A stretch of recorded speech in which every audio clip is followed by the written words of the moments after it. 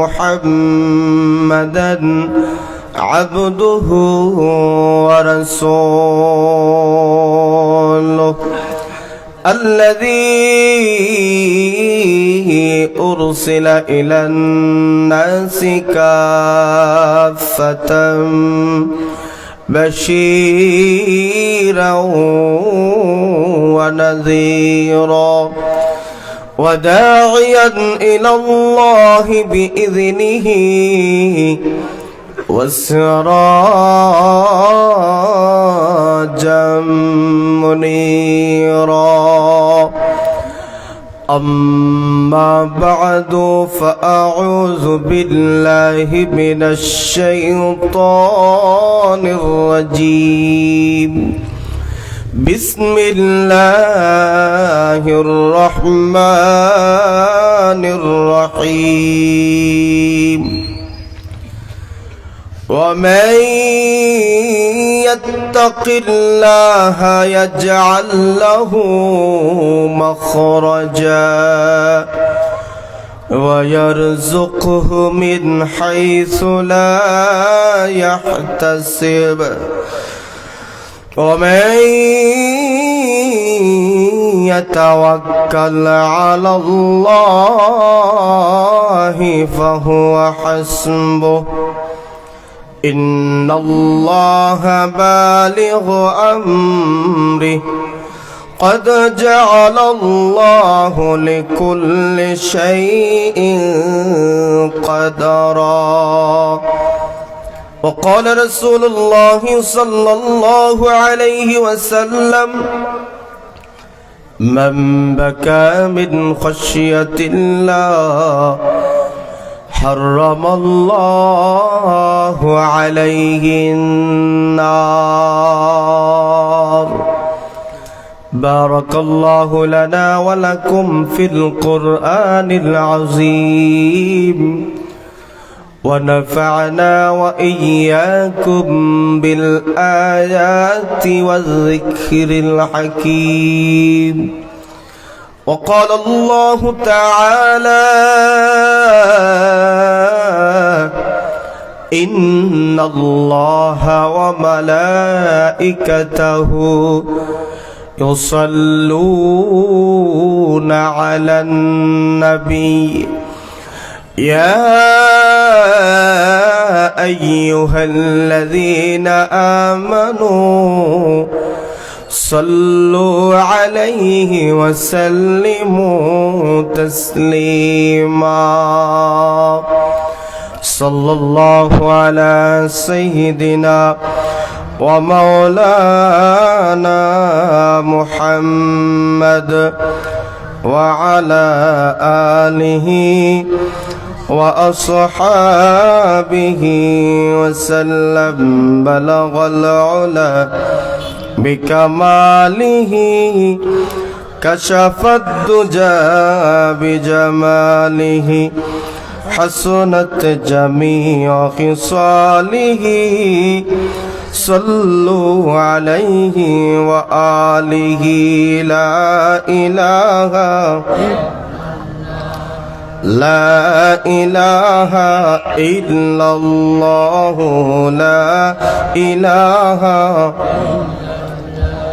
لا إله إلا الله لا إله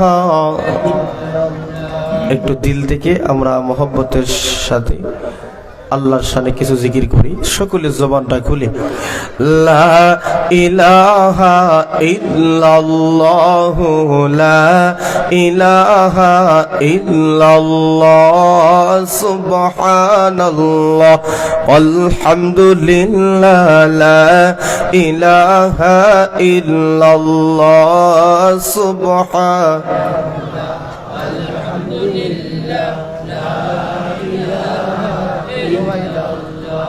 لا إله إلا الله لا إله إلا الله سبحان الله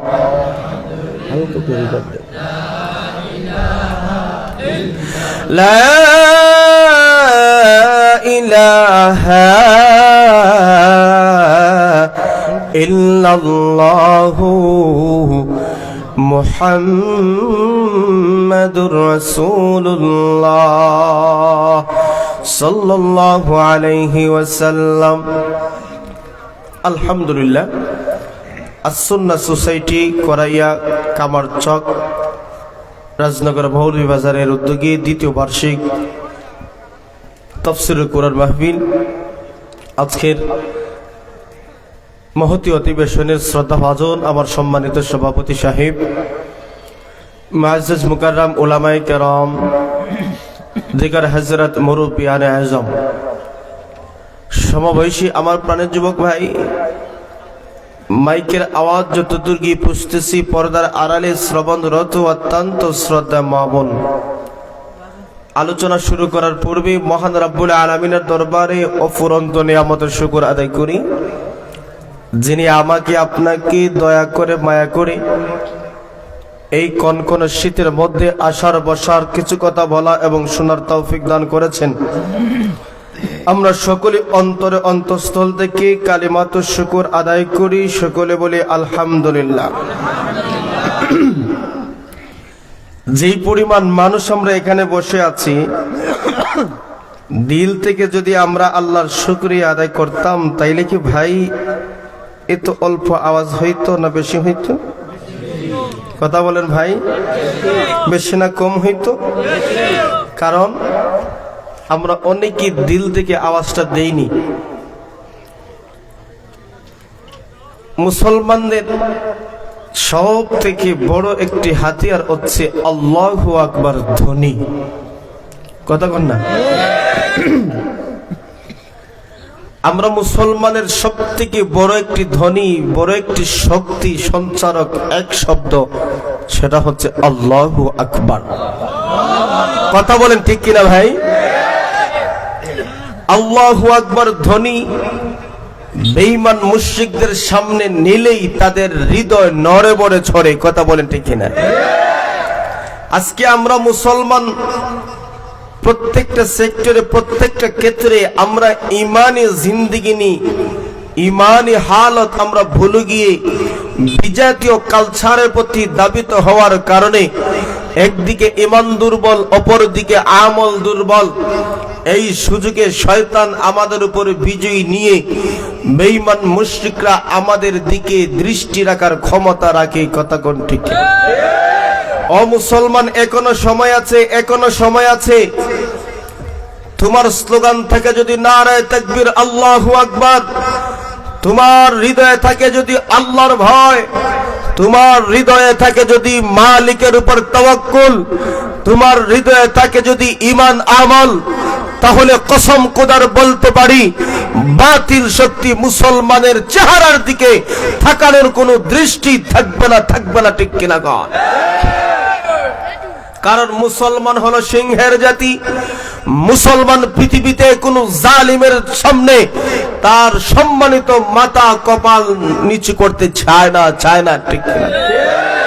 আর নামদারি মুসলমান যারা আছে, তারা বাতিলের সামনে মাথা নিচু করে তো করেই জালিমের পাছাটা গোলাম হয়ে নামদারি মুসলমান আমাদের সমাজে মুসলমানের ঈমান আমল ধ্বংস করার পায়ে তারা চলছে সমাজে। কথা বলেন ঠিক কিনা মুসলমান?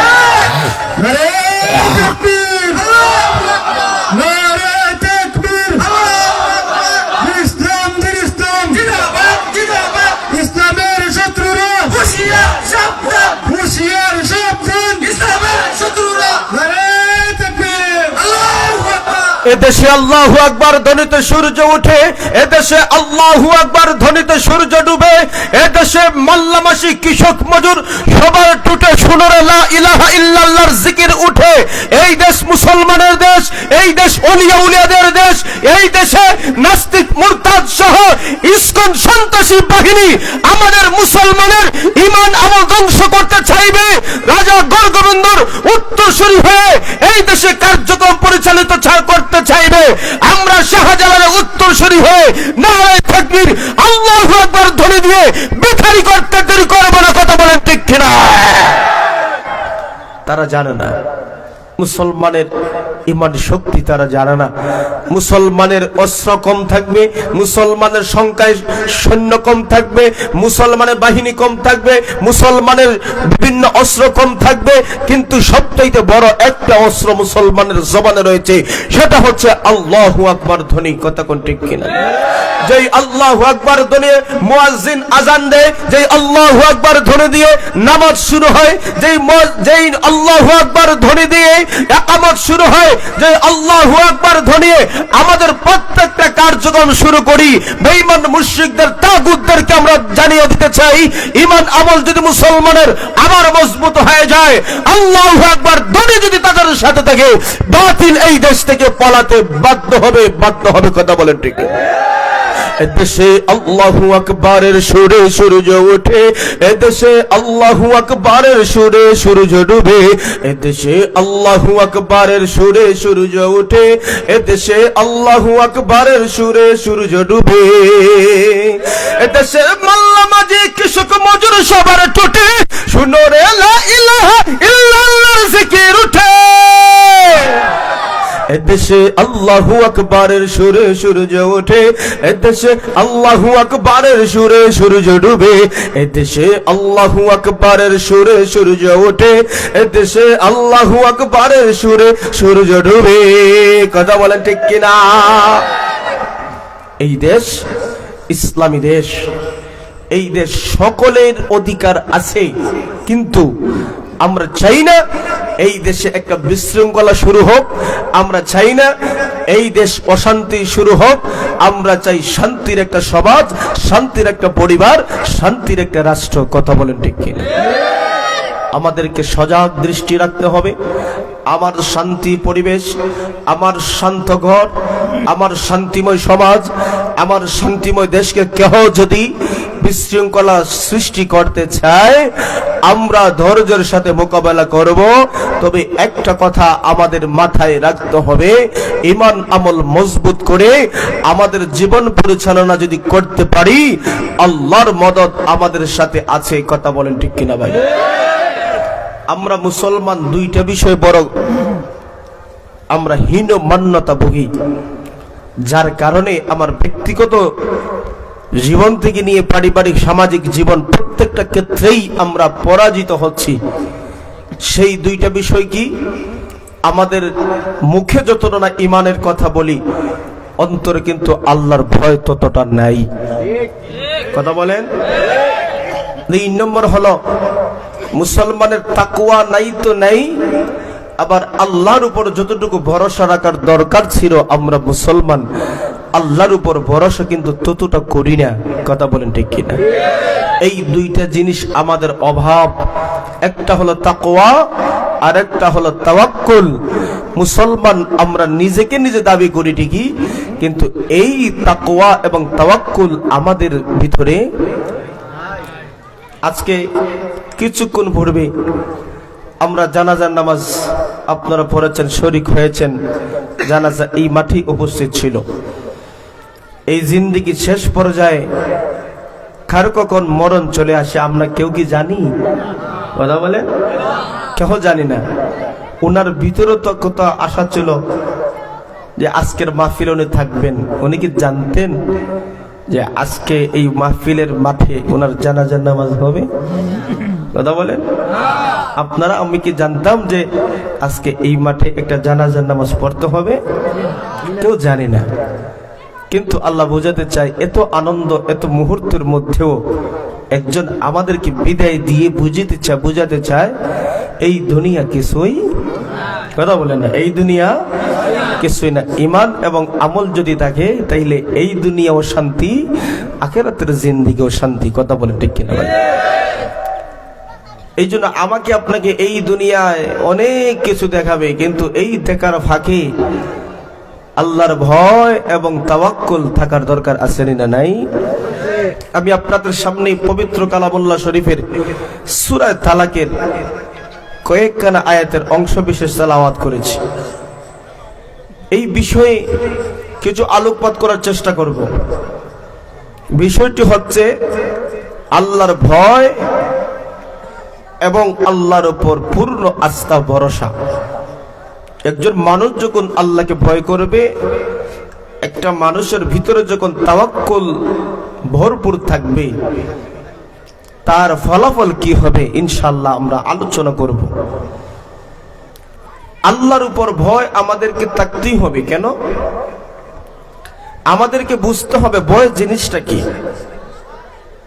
দেখবেন দুনিয়ার সিস্টেমে যারা ছোট আছে, দুনিয়ার সিস্টেম যেটা, যিনি ছোট বড়কে এমনি একটু ভয় করে। কথা কোন ঠিক কিনা? যেমন ছোট ভাই বড় ভাইকে ডরায়, ডরায় না? আপনার এলাকার জনসাধারণ যারা আছে, পাবলিক যারা আছে, মোটামুটি এলাকার মাতব্বর যিনি, বড় মুরব্বী যিনি, তাকওয়ালা মানুষ যদি হয়, সৎ মানুষ হয়, তখন ওনাকেও মানুষ ডরায়। অর্থাৎ কোন সময় কোন কথা কইমু আর মুরব্বীর ফেসে পইরা যাবো। কথা বলেন ঠিক কিনা? এই যে একটা সিস্টেম, ছোটরা বড়দেরকে ডরায়। দ্বিতীয় নম্বর হইল, সমাজে যার কাছে যত পাওয়ারফুল অস্ত্র থাকবে, বাহিনী থাকবে, তখন তাকে ডরায়। কথা বল না? এলাকার এমন কিছু লোক থাকে, তার ধনও আছে, জনও আছে, লাঠির জোরও আছে। এরকম নাই? লাগিস না রে, বাদামি তো খাইবে খাইবি, তা না মামলা করলে জিততে পারতে না, সবর করে বই থাক। কথা বলেন, এরকম হয় না? হ্যাঁ, এটা বাস্তবতা। আপনি হয় না হয় ভিন্ন জিনিস, কিন্তু এটাই বাস্তবতা। তাইলে কি পাইলাম আমরা? মানুষ একজন আরেকজনকে ভয় করে, ছোটরা বড়দেরকে ভয় করে। দ্বিতীয়ত, মানুষের কাছে অস্ত্র শক্তি বাহিনী থাকলে মানুষ ভয় করে। যেমন আজকে বিশ্বের মধ্যে তাকায় দেখেন, যতটা না দেশ পৃথিবীতে আছে, সব দেশ আমেরিকাকে ভয় পায়। আপনি আমেরিকাকে কেন ভয় পাবে? তার কাছে অত্যাধুনিক অস্ত্র আছে, অত্যাধুনিক অস্ত্র প্লাস বাহিনী আছে, অর্থ তো আছেই। এই দিক থেকে যতই অন্যান্য দেশ লাফালাফি করে, কিন্তু আমেরিকা যেই কথা কয় এটা মাইনা নিতেই হয়। কারণ তার সাথে লাগলে কোন সময় কোনটা মাইনা দিব একবারে শেষ। কথাগুলো বুঝছেন? যে এই কথাটা বোঝাতে চাই কেন? একটা হইল ছোটরা বড়দেরকে ভয় করে, বড়র একটা ভয় আছে। দ্বিতীয়ত, শক্তিশালী অস্ত্র বাহিনী থাকলে মানুষ অন্যকে ভয় করে। তাইলে এবার আসুন, আমার আল্লাহ ছোট না বড়? আওয়াজ এত কম কেন? সকলে আওয়াজটা দেন, আমার আল্লাহর শক্তি ছোট না বড়? আরো আওয়াজ দেন, আমার আল্লাহর শক্তি কম না বড়? আমার আল্লাহ কত মহান, আমার আল্লাহ কত বড়। এই জন্যেই আমরা প্রত্যেকটা কাজেই আমরা শুরু করি আল্লাহু আকবার ধ্বনি দিয়ে। কথা বলেন ঠিক কিনা? মুয়াজ্জিনও আজান দেয়, আজানের মধ্যে কি বলে? আল্লাহু আকবার, আল্লাহু আকবার। কথা বলেন ঠিক কিনা?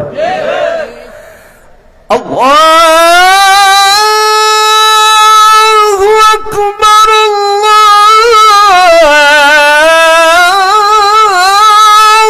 আকবার।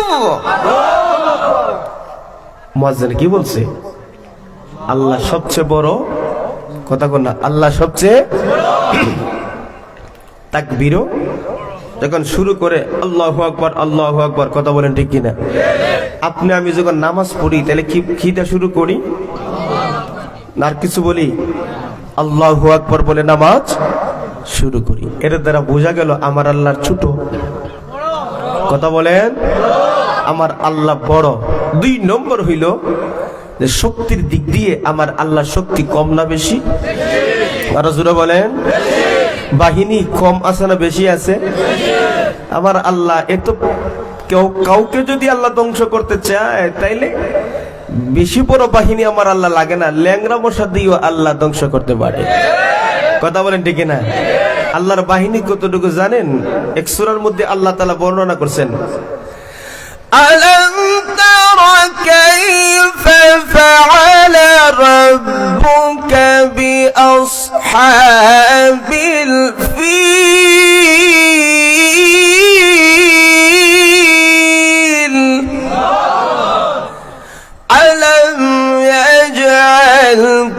كيدهم في تضليل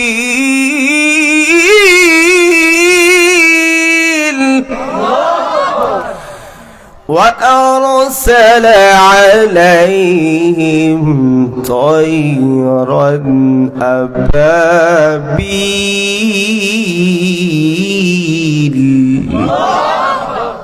এই যে আসহাবে ফিল হস্তি বাহিনী যে আব্রাহা ভাঙার জন্য এসেছিল বাইতুল্লাহ, কথা কোন ঠিক কিনা?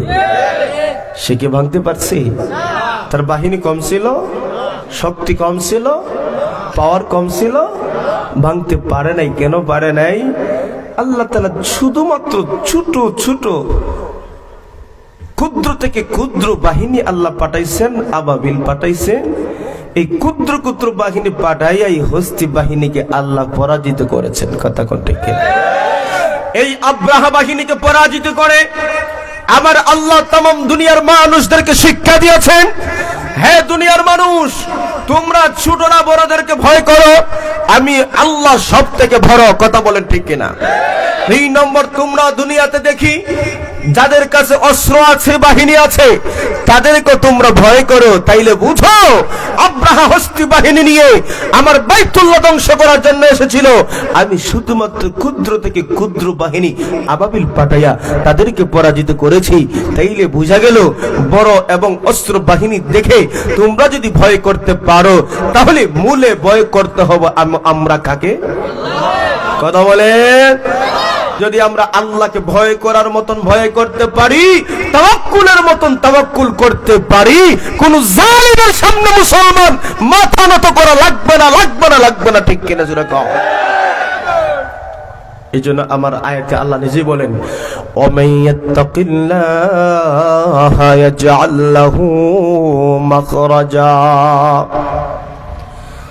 আল্লাহ পাক রব্বুল আলামিন বলেন, বান্দা বান্দি তোমরা যারা আল্লাহকে ভয় করো, ওয়ামাইয়াত্তাকিল্লাহা ইয়াজআল লাহু মাখরাজা, যারা নাকি আল্লাহকে ভয় করে, আল্লাহকে ধরায়, আল্লাহকে ভয় করে, আল্লাহকে ভয় করে, আল্লাহ তাআলা বলে বান্দারে তোর বড় থেকে ছোট থেকে বড় যে কোনো বিপদ মুসিবত থাকুক না কেন, আমি আল্লাহ পাক রব্বুল আলামিন ওই বিপদ মুসিবত থেকে তোকে বাহির করে দিব। আল্লাহ পাক রব্বুল আলামিন বলেছেন, বান্দা বান্দি তোমার জীবনের মধ্যে ছোট থেকে যত বড় বিপদ থাকুক না কেন, এই ছোট থেকে বড় বিপদ আপদ তোমার মুসিবতে তুমি যদি পড়ে যাও, এই হালতে আল্লাহ পাক রব্বুল আলামিন বলেন তোমার অবস্থানটা কি হবে জানোনি? তুমি আল্লাহকে ধরাও, আল্লাহকে ভয় করো, অর্থাৎ আল্লাহর ভয় তোমার অন্তরে যদি চলে আসে, তাহলে আল্লাহর ভয়টা আসলে বান্দা বান্দি আমার আল্লাহ এমন বিপদ মুসিবতে তুমি যদি পড়ে থাকো, ওই বিপদ মুসিবত থেকে আল্লাহ কেমনে যে উদ্ধার করবেন বান্দা বান্দি তুমি কল্পনাই করতে পারবা না। এই জন্য প্রত্যেকটা মুমিনের অন্তরে ভিতরে, প্রত্যেকটা মুমিনের অন্তরে শুধু একটাই থাকতে হবে, সেটা হলো আমার মালিকের ভয়। বান্দা যখন মালিককে ভয় করবে, ওই বান্দা কখনো গুনাহ করতে পারে না, ওই বান্দা কখনো সুদ খাইতে পারে না, ওই বান্দা কখনো ঘুষ খাইতে পারে না, ওই বান্দা কখনো কারো জমিন অন্যায়ভাবে দখল করতে পারে না। যেই বান্দার ভিতরে আমার মালিকের ভয়, ওই বান্দা কখনো মিথ্যা কথা বলতে পারে না, ওই বান্দা কখনো অশ্লীল কাজের মধ্যে জড়িত হয়ে থাকতে পারে না। যার অন্তরে নাই আল্লাহর ভয়, তার মনে যা চাই তাই করে রয়, কথা কোন ঠিক কিনা?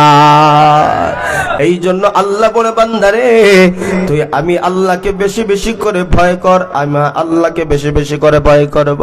এবার প্রশ্ন হলো হুজুর, আমরা যে আল্লাহকে ভয় করব, ভয়টা আসবে কেমনে? আমরা আল্লাহ আবার কোরআনের আয়াত দিয়ে আমাদেরকে জানিয়ে দিয়েছেন।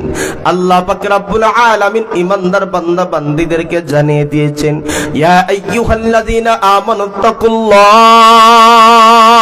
ওয়াল ولتنظر نفس ما قدمت لغد واتقوا الله إن الله خبير بما تعملون আমার মালিক ডাক দিয়ে বলে, হে ইমানদার বান্দা বান্দি, ভয়টা কিভাবে আসবে তোমরা জানো নি? ভয়টা কেমনে আসবে তোমরা জানো নি? আমার আল্লাহ বলেন, ওয়াল তানজুর নাফসুম মা কদ্দামাত লিগাদ, তোমরা আগামী কালের দিকে দৃষ্টি দাও। অর্থাৎ আগামী কাল দ্বারা উদ্দেশ্য হলো কিয়ামতের কঠিন ময়দানের দিকে দৃষ্টি দাও। বান্দা যখন আগামী কাল দ্বারা কিয়ামতের কঠিন ময়দানের কথা যখন বান্দার অন্তরে চলে আসবে, ওই বান্দা যখন আল্লাহর সামনে দাঁড়ায় যে হিসাব দিতে হবে, ওই হিসাবের কথা যখন মানুষের অন্তরের মধ্যে চলে আসবে, ওই মানুষটা অতি সহজে গুনার দিকে পা বাড়াতে পারে না। যখন একজন ব্যবসায়িক ব্যবসা করে, ওই ব্যবসায়িক ভাই যদি কাউকে ধোঁকা দিতে চায়, তাইলে তার অন্তরে যদি থাকে আমাকে এই মুহূর্তে তাকে আমি সাময়িক ধোঁকা দিতে পারি, কিন্তু আমার মালিক আল্লাহ পাক রব্বুল আলামিন একজন আছেন, তিনি দেখতেছেন কথা কোন ঠিক কিনা। আমার মালিককে তো ধোঁকা দেওয়া যায় না, তাইলে বান্দা ওই গ্রাহককে যে ধোঁকা দিতে চাইতো, ওই গ্রাহককে ধোঁকা দিবে না। একজন চাকরিওয়ালা মানুষ তার মালিককে যখন কাজের মধ্যে ফাঁকি দিতে চায়, ওই বান্দা যদি স্মরণ করে কিয়ামতের কঠিন ময়দানে আমার আল্লাহর সামনে ওই কাজ সম্পর্কে জিজ্ঞাসা করা হবে, তুই কেমনি তোর মালিকের বেতন পরিপূর্ণভাবে নিলি, তার কাজের মধ্যে ফাঁকি দিলি, দুর্নীতি করলি, তুই আমি আল্লাহর সামনে তুই হিসাব দে। এক কথায় মানুষের প্রত্যেকটা কাজ, প্রত্যেকটা কর্মের মধ্যে যদি আমার জিকির, আমার অন্তরে যদি আল্লাহ কিয়ামতের বিচার দিবস যে কায়েম করবেন, বিচার দিবসে আমি আপনি যে হাজির হব, আল্লাহর সামনে কি জবাবটা দিব, এই জবাবের ইচ্ছা, এই জবাবের অন্তরের মধ্যে যদি আমার আপনার ভাবনা থাকে, ওই মানুষটা কখনো অন্যায়ভাবে মানুষের হক মারতে পারে না। আপনি যত আর্মি বলেন, বিডিআর বলেন, র্যাব বলেন, বাহিনী বলেন, দুনিয়ার বিচার বলেন, তার মাথা মুন্ডাইয়া দেন, তার গলার মধ্যে আপনি জুতার মালা ঢুকায় দেন, তুই চুরি করবি না, ডাকাতি করবি না, কিন্তু তার অন্তরে যদি থাকে না না না আমি এই চুরি ছাড়বো না, চুরি করব, তাইলে জেলের মধ্যে চোর যখন ঢুকে বাহির হইয়া ডাকাত হয়। কথা কোনটি কিনা? তাইলে বোঝা গেল একটা চোর, একটা বাটপার, একটা মানুষ যারা দুনিয়ার মধ্যে খারাপের মধ্যে লিপ্ত, ওই মানুষটাকে আপনি যদি শুধরাইতে চান, তার ভিতরে আমার মালিকের ডরটা ঢুকায় দাও। এই কাজটা করতেছে আমাদের সমাজে তাবলীগ ওয়ালারা, কথা বলেন ঠিক কিনা? এমনও তো মানুষ আছে দুনিয়ার মধ্যে, এত খারাপ খারাপ মানুষ, সমাজের মধ্যে এত বিশ্রী লোক ছিল, তার চরিত্র তো খারাপ, কিন্তু ওই মানুষকে যখন চিল্লার মধ্যে নেওয়া হলো, ওই মানুষ যখন দিনী পরিবেশের মধ্যে চলে গেল, একদিন, 2 দিন, 3 দিন নয়, ওই মানুষ যখন 1 চিল্লা, 2 চিল্লা, 3 চিল্লা লাগাইল, যখন তাকে জোহরের পরে বয়ানে থেকে বোঝানো হইল আল্লাহকে ভয় করো, যখন এশারের পরে তালিম হয়, ওই তালিমের মধ্যে যখন পড়ানো হয় তুমি আল্লাহকে ভয় করো, অর্থাৎ উঠতে ফিরতে চলতে ফিরতে প্রত্যেকটা ক্ষেত্রে আমার মালিককে ধরা, আমার মালিককে ভয় কর, তোকে আমার মালিকের সামনে দাঁড়ায়া দাঁড়ায়া জবাবটা বান্দা বান্দি তোকে দিতে হবে। এই যে মালিকের ধর ভয়, জাহান্নামের ভয়টা তার অন্তরের মধ্যে ঢুকায় দেয়, জাহান্নামের ভয় যখন তার অন্তরের মধ্যে ঢুকিয়ে যায়, একবারে জাহান্নামের ভয় তার অন্তরের মধ্যে যখন গাতিয়া ফেলে, ওই মানুষটা ওই সময় নিয়ত করে ফেলে, আল্লাহ অতীতে যত গুনাহ করলাম, যত বাটপারি করলাম, সিটারি করলাম, খারাপ কাজ করলাম, আমি তওবা করতেছি, সিল্লা থেকে বাড়ির যখন যাইব আমি আর কখনো অশ্লীল কাজের মধ্যে জড়িত হব না, আমি সুদের সাথে সম্পর্ক রাখবো না, আমি ঘুষের সাথে সম্পর্ক রাখবো না, আমি মানুষকে কথা এবং কাজ দ্বারা কাউকে আঘাত দিব না, আপনি যেইভাবে রাখবা আমি সেইভাবে খুশি। এই যে তওবা করছে, কাটি দিলে তওবা করছে, জাহান্নামের ভয়টা ঢুকাইছে। আপনি আপনার ডানে বামে সামনে পিছনে অনেক সুর বাটপার দেখবা, জিন্দগি ভর চুরি করেছে, তাবলীগ থেকে আইসা সব দুর্নীতি বাদ দিছি। সমাজে আসেনি না নাই? তাইলে একজন মানুষকে খারাপ কাজ থেকে ফিরিয়ে আনার সবচেয়ে বড় হাতিয়ার সেটা হলো জাহান্নামের ভয়, আল্লাহর ভয় তার অন্তরে রাখতে হবে। ঠিক কিনা জোরে কর? মানুষের অন্তরে যদি আল্লাহর ভয় না থাকে, ওই লোক চুরি করবে, ডাকাতি করবে, বাটপাড়ি করবে, দুর্নীতি করবে। কথা বলেন ঠিক কিনা? নামাজও পড়ে, দুর্নীতিও করে, নামাজও পড়ে, সুদও খায়, নামাজই পড়ে, ঘুষও খায়। আসেননি? কথা বলেন। আপনি যে কোনো একটা কাজ নিয়ে গেলেন, একজন সরকারি কর্মকর্তা বলেন, প্রাইভেট কর্মকর্তাই বলেন, আপনার পেনশন আপনি তুলবেন, এক সময় আপনি কর্মকর্তা ছিলেন, পেনশনের টাকা তুলবেন, অথবা একটা সার্টিফিকেটই বলেন আপনি তোলার জন্য গেছেন, অথবা একটা ইউনিয়ন অফিস থেকে সার্টিফিকেট আনার জন্য আপনি গেছেন, যে কোনো কাজে আপনি যান, তখন দেখবেন আপনার টাকা ছাড়া এই কাজগুলার ফাইল সামনে আগায় না। কথা বলেন। আপনি বলবেন, ভাই আমার ফাইলটা নেন, আমার একটু কাজ তাড়াতাড়ি কইরা দেন, আমার একটু কাজ আছে, যাইতে হবে। সেও আপনাকে বলবে, আপনিও কাজটা তাড়াতাড়ি করেন, আমি নামাজে যাব। কথা বুঝেন না বুঝে আপনারা? সে আপনাকে বলবে, ভাই আপনার হাতটাও চালান, আমিও নামাজে যাব। কথা বলেন ঠিক কিনা? কি বুঝাতে চায়? আপনার পকেটে হাত দেন, দিয়া দেন, আমিও শেষ, নামাজে চলে যাই। এই যে আপনি গ্রহণ করলেন, আবার নামাজ পড়তে পড়তে কপালের মধ্যে দাগ ফেলায় দিলেন, এই নামাজে কোনো কাজ হবে? এই মুসলমান কথা বলেন, কাজ হবে? এরকম দুর্নীতি হয় না আমাদের সমাজে? কথা বলেন। দুর্নীতির এক রায় বসে জাগির করে জ্ঞান, দুর্নীতির এক রায় বসে জাগির করে জ্ঞান, কলম দিয়ে কামায় টাকা, কলম দিয়ে কামায় টাকা, ধরে সাধুর বান। ওরা শিক্ষিত শয়তান, ওরা শিক্ষিত শয়তান, ওরা শিক্ষিত শয়তান, ওরা শিক্ষিত শয়তান। আসেনি না নাই? শিক্ষাঙ্গনের দিকে বাইরে দেখো না চোখ মেলিয়া, ছাত্র সবাই ছাড়িয়া আছে শুধু প্রেম লইয়া, অস্ত্র শত সঙ্গের সাথী হইতে মস্তান। ওরা শিক্ষিত শয়তান, ওরা শিক্ষিত শয়তান, ওরা শিক্ষিত শয়তান, ওরা শিক্ষিত শয়তান। সমাজে আছে না নাই? এরা এমন ভাবে চলে, এমন ভাবে খায়, এমন ভাবে পলিসি করে, আপনি কল্পনাই করতে পারবেন না। কথা বলেন ঠিক কিনা? এই সুদকুর ঘুষকুররা এমন ভাবে চলে, ইতার বিভিন্ন নাম টাম দিয়ে রাখছে। কথা বল না? কেউ কেউ এলাইছে কিছু দিলেই হয়, কিছু, কেউ কেউ সামথিং। এখন তো শোনা যায় এই সুদ ঘুষ হাদিয়াও কয়। আমরা রাত্রে নিষেধ অনেকে গাড়িতে আটকায়, আটকে একা, হুজুর পাইছেন তো অনেক, আমরা কিছু হাদিয়া দিয়ে যান না। কে আটকে? আপনারা মনে মনে বুঝা লইছে, আসেনি? কথা বলেন। এই সুদ এবং ঘুষের বিভিন্ন নাম আমাদের সমাজে, নাম পাল্টাইয়া যতই করেন হারাম হারামি থাকবে। কথা বলেন ঠিক কিনা? যতই নাম পরিবর্তন করেন, যতই নাম আপনি চেঞ্জ করেন, হারাম জিনিস কখনো হালাল হবে না, হবে না, হবে না। কথা বলতে হবে ঠিক কিনা? আর হারামকে কেহ যদি হালাল মনে করে খায়, ঈমান থাকবে না, থাকবে না, যদিও নাম থেকে আব্দুর রহমান, আব্দুল মান্নান। কথা কন ঠিক কিনা? জিনিসটা খুব চিকন কথা, খুব চিকন কথা। হারামকে কেউ যদি হালাল মনে করে খায়, এগুলো তো হালাল। নাউজুবিল্লাহ। হারাম জিনিস কেহ যদি হালাল মনে করে খায়, বান্দার কি থাকবে না? কথা বলেন, কি থাকবে না? ঈমান থাকবে না। এই জন্য আপনি যতই নাম পরিবর্তন করেন, এখান থেকে আমাদেরকে বুঝতে হবে হারাম হারামি। হারাম খাও, কিন্তু জবাব দিবা আল্লাহর কাছে, কিন্তু এটা মনে করিও না এটা হালাল, কারণ হালাল মনে করলেই আপনার জীবন সব শেষ। কথা বলেন ঠিক কিনা? দুর্নীতি সমাজ আসেনি? আরেকটা লোক, আরেকটা দল আমাদের সমাজে আছে, এগুলো লেবাসকে পরিবর্তন করে আমাদেরকে ধোঁকা দিচ্ছে। বলবো অসুবিধা আছে? কথা বলেন। পীরগিরিয়ার মাজার পূজা চলছে দেশটা জুড়িয়া, শিরকি আর ভণ্ডামিতে দেশটা গেছে ভরিয়া।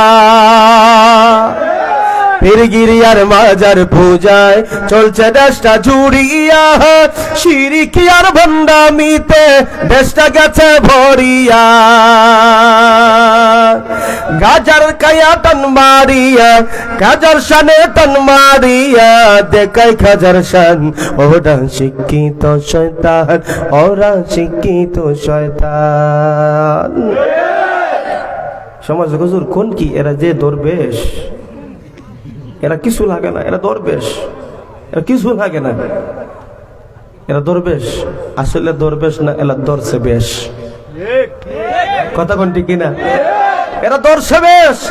দেখবে আপনাদের গ্রামগঞ্জে লাল কাপড় বুইরিয়া, চুলের মধ্যে জড়া মড়া লাগাইয়া, আপনার লাল উপরেও লাল নিচেও লাল, এই দাসা মাসা জিঞ্জিল সাপ বাইন্ধা বাড়িতে আসবে, কারোর সাথে কথাও কয় না, কারো হিল হোক মৌলা কয়। আর আমাদের সমাজে সরল মোলা মা বোন আছে, কয় না রে বা তার ভিতরে আসে। কথা কন না? সমাজে আসেনি না নাই? এদের থেকে আপনি আমার ইমানকে হেফাজত করতে হবে, এদের কপ্পর থেকে আপনি আমাদেরকে সজাগ দৃষ্টি থাকতে হবে, রাখতে হবে, নতুবা ইমান যাবে, সব যাবে। কথা বলে ঠিক কিনা ভাই? এই সমস্ত ভণ্ডারা আমাদের সমাজকে আজকে নষ্ট করে ফেলছে।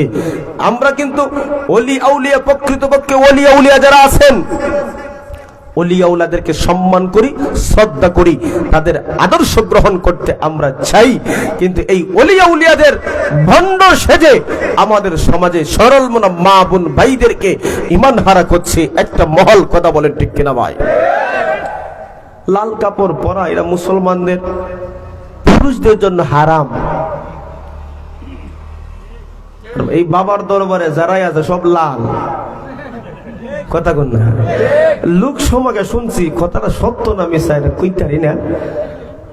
শাহজালাল রহমতুল্লাহ আলাইহির মাজারে প্রতি বৃহস্পতিবার একটা হুরুজ হয়। হুরুজ তো হয় এটা জানি, কারণ আমি নিজেও এই শাহজালাল রহমতুল্লাহ মাদ্রাসা একটা আছে, কাসিমুল মাদ্রাসা, এটার ছাত্র আমি। হুরুজ প্রতি বৃহস্পতিবার হয়, এটা 100 হুরুজে আর অনেক কিছু হয়, সেদিকে যাব না। তবে একটা কথা আপনাদেরকে বোঝাই, সিন্নি বানায়, সিন্নি হয়নি, সিন্নি বানাইয়া ডেগের পর ডেগ খাড়া করছে, এগুলা বাইঠা দিবে। হঠাৎ করে কুত্তা একটা হইরা গেছে, কুত্তা পইরাই মুখ যখন দিলাইছে সবশেষ ভিজে গেছে। এখন কি করবো, তাড়াতাড়ি একটা সরাইছে, করে কুত্তা পইরা গেছে। কুত্তাটা দেখতেছিল লাল কুত্তা। আরেকজনে কয় এটা তো খাওয়া যাইছো না, কুত্তা মুখ দিছে পইরা গেছে, নাপাক হয়ে গেছে। আরেক পাগলা আর কোচ কি খাইতো না, কেটা কইছে লালে লাল। বাবা শাহজালাল কুত্তা বিলাই সব হালাল। নাউজুবিল্লাহ বলতেন না? লালে লাল বাবা শাহজালাল কুত্তা বিলাই হয়তো সন্দেহ হইয়া হালাল করে দিচ্ছে, লাগা খানি। নাউজুবিল্লাহ বলতেন না? এই সমস্ত ভণ্ড সন্ড আপনি আমাদেরকে কি করে কি না করে এই কপ্পরে পুইরে আপনার ইমানও যাবে, আমলও যাবে। এই জন্য আপনার যদি দিলে মান্নত করার নিয়ত থাকে, আপনি হালাল তরিকা মান্নত করেন। কথা কোন ঠিক কিনা? হারাম তরিকা মান্নত করলে এই মান্নত হারাম হবে, দিবা হারাম হবে। আপনি মান্নত করেন আল্লাহর ঘর মসজিদে দিবেন, আপনি মান্নত করেন যে আল্লাহ রাস্তায় দিবেন, আপনি মান্নত করেন আমি 10 জন মিসকিন খাওয়াবো, এতিম খাওয়াবো, মান্নত করেন আল্লাহ এই কাজ করলে আমাকে এটা দিবেন। কিন্তু এই যে মাজারে মানুষ মান্নত করে, এগুলাও হারাম। আর মান্নত করে যা দিল, যে খাইলে তাও হারাম খাইলে। কথা বলেন ঠিক কিনা? তাহলে এই সমস্ত বন্ড সন্ডার কাছ থেকে আমার ঈমান আমল হেফাজতের দরকার আসেনি? আপনি আমাদের সমাজে যারা ধোঁকা দেওয়ার জন্য আসবে, ওগুলার মুগুর দিয়ে দৌড়ায় বাহির করবা। কথা কোন ঠিক কিনা ভাই? এই জন্য যেই কথা আপনাদেরকে বুঝাতে চাই, ওই মানুষের ভিতরে যদি আল্লাহর ভয়টা থাকতো, তাহলে ওই মানুষটা মানুষকে কখনো ধোঁকা দিতে পারতো না। কথা কোন ভাই ঠিক কিনা? মানুষের অন্তরে আল্লাহর ভয় নাই, যেই জন্য মানুষ একজন আরেকজনকে ধোঁকা দেয়, কষ্ট দেয়, দুর্নীতি করে, সুদ খায়, ঘুষ খায়। আল্লাহ পাক রব্বুল আলামিন বলেন, ওয়া মাইয়াত্তাকিল্লাহ ইয়াজআল লাহু মাখরাজা। আল্লাহ বলেন, বান্দারে তুই আমাকে ভয় করার মতন ভয় কর। কেউ যদি আমাকে ডরায়, আমাকে যদি ভয় করে, ইয়াজআল লাহু মাখরাজা, আমি এমন একটা কঠিন পথ থেকে তোকে মুক্তি দিব, বান্দা তুই কল্পনাই করতে পারবে না। আপনি আমাদের জীবনে বিপদ মুসিবত আছে না নাই? কার জীবনে বিপদ মুসিবত নাই? হাত তুলেন দেখি। নাই না আছে? তাইলে বোঝা গেল আমাদের বিপদ মুসিবত আছে। এই বিপদ মুসিবত থেকে উদ্ধার হওয়ার জন্য ভয় করতে হবে কাকে? তাওয়াক্কুল রাখতে হবে কার উপর? আল্লাহ পাক রব্বুল আলামিন আমাকে ভয় কর, আমার উপর ভরসা রাখ, আমি বিপদ থেকে তোরে মুক্তি দিব। একটা উদাহরণ দিলে আপনারা বুঝতে পারবেন।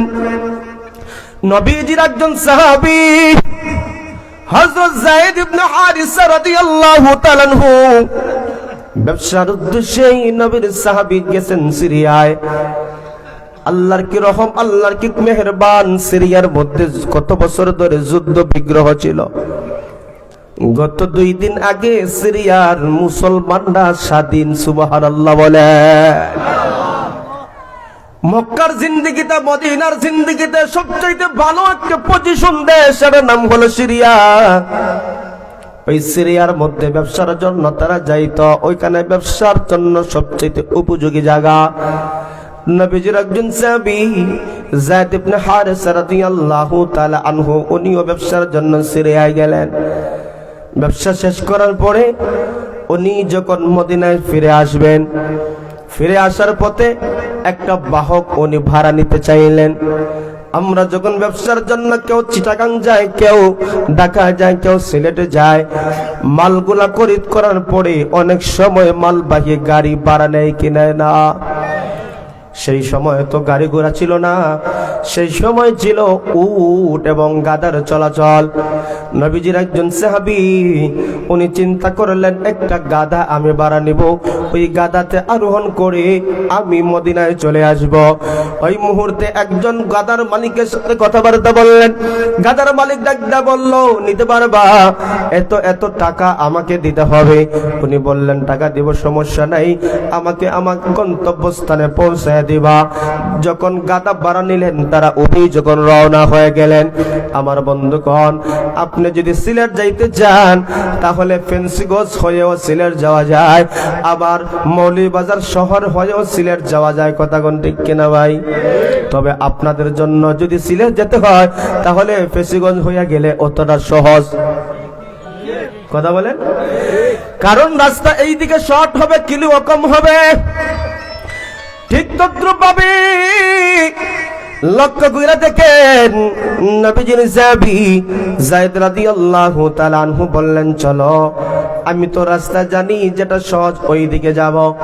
গাদার মালিক ডাকতে বলল, হে মুসাফির ভাই, আমি একটা সরে রাস্তা জানি, এই রাস্তা দিয়ে আমি যদি যাই তোমাকে অনেক আগে নিয়ে যাব।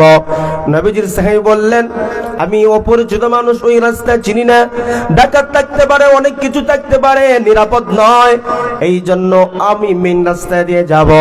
কিন্তু গাড়ির ড্রাইভার যিনি, উনি তো বারবার একই কথা বলেন। অনেক সময় আমরাও গাড়ির ড্রাইভার যখন বলেন বাইপাস রাস্তা সরে আছে, এই দিকে গেলে আমাদের সহজ হবে, আমরা যদিও ড্রাইভারকে বুঝাই ওই রাস্তাটা এতটা নিরাপদ না, একটা পর্যায়ে আমরা বলি আল্লাহ ভরসা চলো। কথা বল না? যায়েদ ইবনে হারিসা রাদিয়াল্লাহু তাআলা আনহু যখন ওই গাড়ির ড্রাইভারের কথায় যখন শুরু হয়ে গেলেন, রওনা দিয়ে দিলেন। কিছু দূর যাওয়ার পরে দেখা যায় পাহাড়ি এলাকার মতন একবার নীরব নিস্তব্ধ এলাকা। ওই সময় নবীজির সাহাবী বললেন, হে গাদার মালিক, দেখো না রাস্তাটা একবার নীরব নিস্তব্ধ, কোনো মানুষের আনাগোনা নাই, তোমাকে আগেই বলেছিলাম আমরা মেইন রোড দিয়ে যাব। ওই মুহূর্তে গাদার মালিক বলল, চিন্তা করার কোনো কারণ নাই, ডরাইবা না, ঘাবড়াইবা না, আমরা সামনে গেলেই এই পথটা আরো সহজ হয়ে যাবে।